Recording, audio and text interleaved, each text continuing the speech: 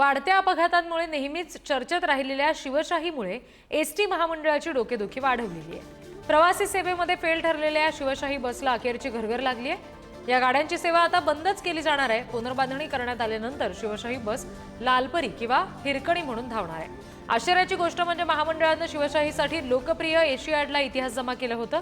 आता पहिल्या टप्प्यात 100 शिवशाही बस हिरकणी म्हणजेच एशियाड बसमध्ये रूपांतरित होणार आहेत। विशेष म्हणजे शिवशाही इतिहास जमा होऊन पुन्हा एशियाड अवतरणार याबद्दल परिवहन मंत्री प्रताप सरनाईक हे अनभिज्ञ असल्याचं दिसलं।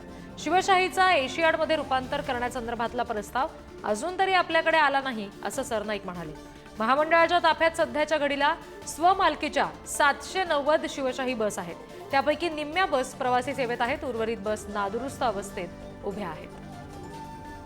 आणखी तपशील घेऊया, प्रतिनिधी निखिल चव्हाण आपल्याशी जोडले गेलेत त्यांच्याकडून।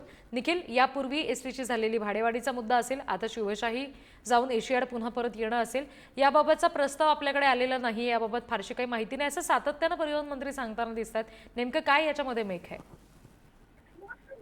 रिद्धी, आपण पाहिलं तर अनेक वेळा शिवशाही आहे ती चर्चेचा विषय राहिलेला आहे आणि गेल्या काही दिवसांमुळे मध्ये वाढत्या अपघातांमुळे नेहमीच चर्चेत ही शिवशाही आहे ती राहिलेली आहे।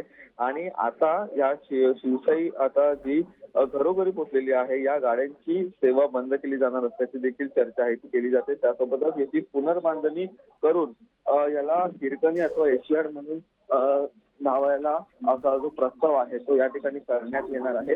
एकूणच पाहिलं तर 100 शिवशाही बस हिरकणी या एशियाड मध्ये रूपांतरित करण्याचा जो प्रस्ताव आहे तो या ठिकाणी बोलला जातोय। परंतु सध्या तरी या शिवशाहीला पाहता अनेक जण या शिवशाहीमधून प्रवास करताना आपल्याला पाहायला मिळतात। जर शिवशाही कुठेतरी बंद झाली किंवा मग त्याचं रूपांतर झालं तर गावखेड्यांमध्ये तसेच जो एक वर्ग आहे जो या ठिकाणी शिवशाहीमधून प्रवास करतो त्यांना कुठेतरी मोठ्या प्रमाणात जो फटका आहे तो बसणार आहे।